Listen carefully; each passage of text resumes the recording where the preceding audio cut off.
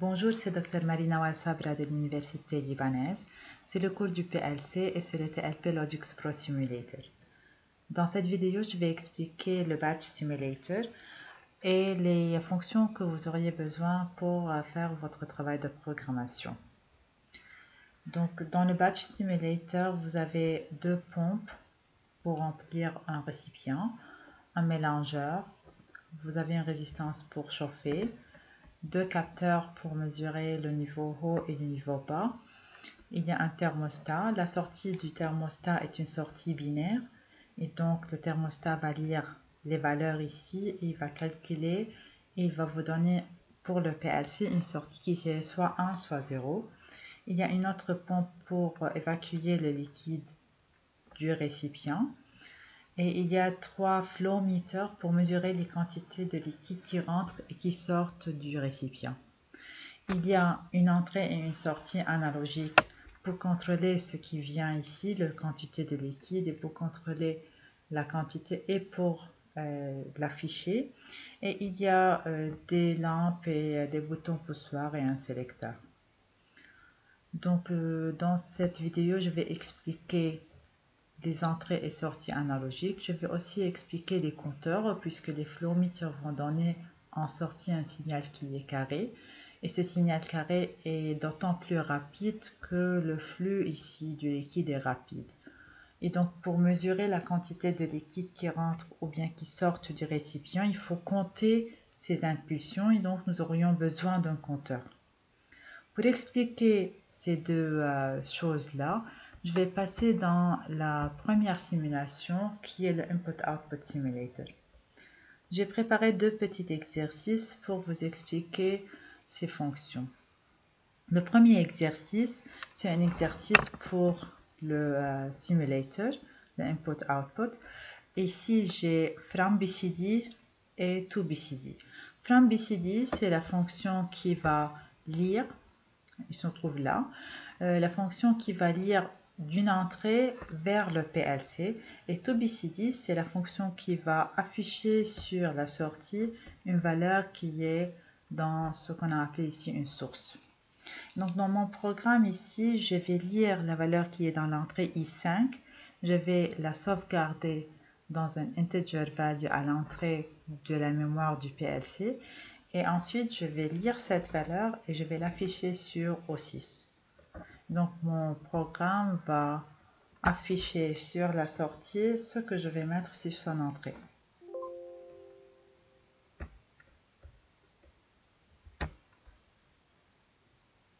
Donc nous vérifions ça.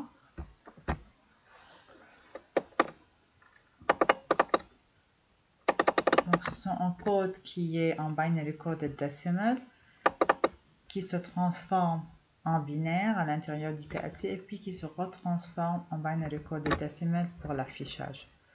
Je peux aussi faire n'importe quel calcul à l'intérieur de la mémoire, à l'intérieur du programme, et puis afficher ça sur la sortie.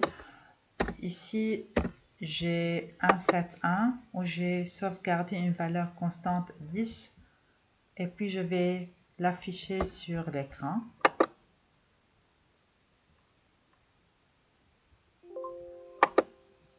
Et donc là, c'est la valeur 10 qui est affichée à partir de la valeur de la mémoire ici.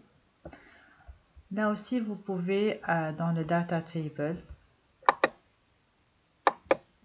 voir les valeurs qui sont à l'intérieur du mémoire. Donc ici, il y a toutes les valeurs output, input, binary, number, digitazione, timer, counter, integer. Donc vous pouvez regarder à l'intérieur de la mémoire et voir ce qu'il y est sauvegardé dans le PLC. Et vous avez plusieurs formats pour les retrouver. Il y a le décimal, le hexadécimal, le binaire et le octal qu'on utilise rarement.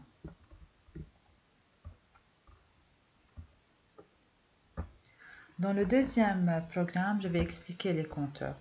Dans les compteurs, nous avons deux types, le counter up et le counter down. Le counter up est très utilisé si je veux remplir des bouteilles et emballer les bouteilles. À chaque fois que j'ai 6 bouteilles, je veux les emballer, donc je vais compter jusqu'à 6.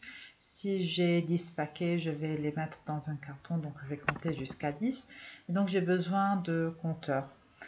Countdown, c'est pour compter en inverse. Et donc si j'ai un récipient que je vide à chaque fois que j'ai un bouchon et j'utilise un bouchon, et donc je veux garder le nombre de bouchons qui restent, et donc j'ai un countdown qui va décroître à chaque fois que je l'utilise. Pour faire cette première simulation, je vais commencer par remettre les valeurs à 0 et donc je vais aller sur Simulations, Reset Timers and Counters. Vous allez voir que vous pouvez faire un reset de la simulation, des timer counters et Clear All Data Files, Data Table, ça veut dire effacer tout ce qu'on vient de voir dans le Data Table. Là, je vais faire Reset Timers and Counters. OK. Avant de faire le téléchargement, je vais changer ici pour que je puisse exécuter le sous-programme Subroutine for.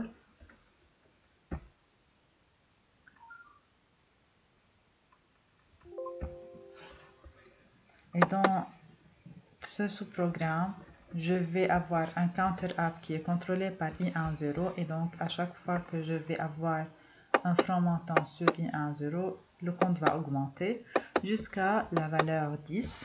Lorsque la valeur arrive à 10, je vais voir que le downbit va être égal à 1. Mais si le downbit est égal à 1 et je continue à appuyer sur le bouton et donc je continue à donner des signaux carrés au compteur, le compte va continuer. Donc c'est le programme qui va faire le reset du compteur et non pas l'entrée. Il ne va pas recommencer tout seul. Il y a un reset que j'utilise aussi pour les timers que je vais utiliser pour faire le reset. Il y a là aussi pour le countdown, mais le countdown, il faut noter que le downbit est allumé parce que le preset value est moins 10 et la valeur accumulée égale à 0 et donc elle est plus grande que moins 10. Elle va s'éteindre lorsque la valeur accumulée va être égale à plus petite que moins 10 et donc moins 11. Pour faire le reset, je vais appuyer sur un autre bouton de reset. Et si je veux aussi faire un compteur qui compte en même temps up et down, je peux faire un up-down counter. Et pour faire un up-down counter, il suffit de faire un up counter et un down counter, mais avec le même nom. Donc ça, c'est C50 avec I10 qui va augmenter les valeurs et I11 qui va décroître les valeurs. Et donc, nous vérifions ça.